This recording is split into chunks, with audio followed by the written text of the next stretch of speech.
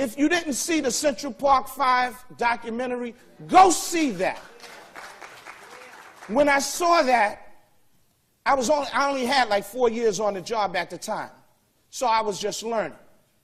But what really was heartfelt was when you looked at those young boys, and I know the whole story. When you look at those young boys who was crying and pouring out for help, and they thought they were going to get it from their parents, the parents didn't even know how to protect their kids when it came to law enforcement. That's why we educate the community on what to do when stopped by the police. We educate parents because parents don't know, even if you do, which you shouldn't, but if you do give the police department the permission to talk to your loved one, if you do, at any given time, you can stop it. At any given time. But you never should give the police department the permission to speak to your loved one if they're arrested. We tell the young folks out there, don't speak to them. I'm going to use part of my time to just give you a simple demonstration of what I teach young kids. When you're walking down the street, you get a call, and the police get a call. If the police stop you in an area, I'm going to give you a Saturday night, whatever area you're at, and the police stop you, do you know why they're stopping you? They're stopping you because you're the only one in that vicinity. So right then and there, you are the perpetrator. You don't know you're the perpetrator because they're not going to tell you you're the perpetrator. What they try to do is stop you by engaging you. How you doing, sir? Or whatever. Sir, did you see a car? Did you hear a gunshot? Did you see somebody run? And what you think is, you think because you're not the perpetrator, right?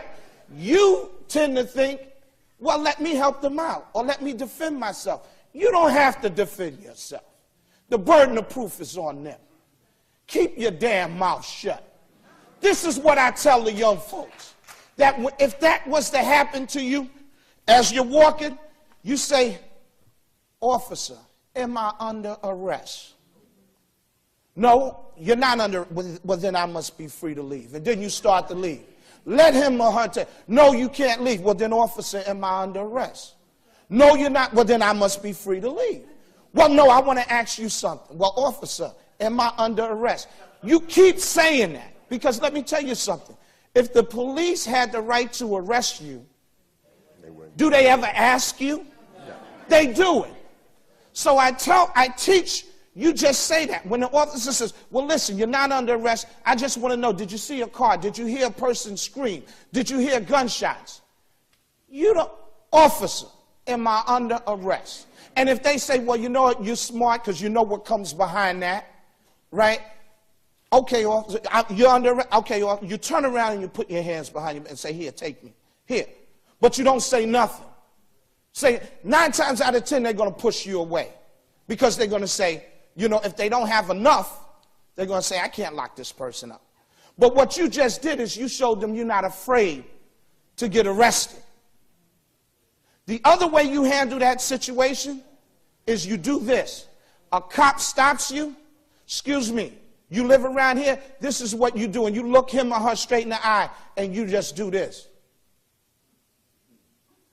Excuse me, did you hear what I said? Do you live around here? Can you tell me your name? It's easy. Just don't say nothing. Now they got a decision to make. Either lock you up, beat you up, or let you go. Now there's going to be some derogatory statements coming behind that. But you know what? I guarantee you that 99% of the time, at the end of that confrontation, you'll be walking like this in a way and on your way. That's what you do. Stop trying to prove to them that you're not the person they're looking for. That's up to them to do. Another thing, know your rights. In this book, it's only about 28 pages. I give you what you should do when you're stopped by the police, what you should do if the police come knocking at your door, what you should do if the police stop you at your car, in your car, what the passengers should do, what to do if you're brought to a police precinct, because some people don't know what to expect, what to do after you've been violated by the police, how to fight them back, and get in touch with our organizations, because we will come out and we will help you. I can't go down to CCRB anymore. They don't want me down there. Because when I've escorted people down there, they say, you can't come in. You know why? Because when I went down there with some people that was complaining, they play semantics with a person's words.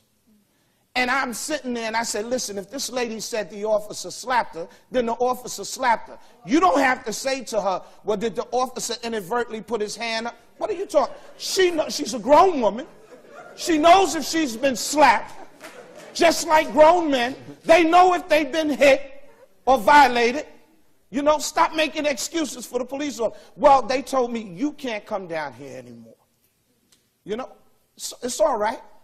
It's okay, because if I can educate enough and you can stand and use that backbone in your spine and stand up for what's right, you'll be okay, because when you leave there, you got us. You got us, and you're going to have your community behind you if they just would stop being scared. We, as a people, need to stop being afraid.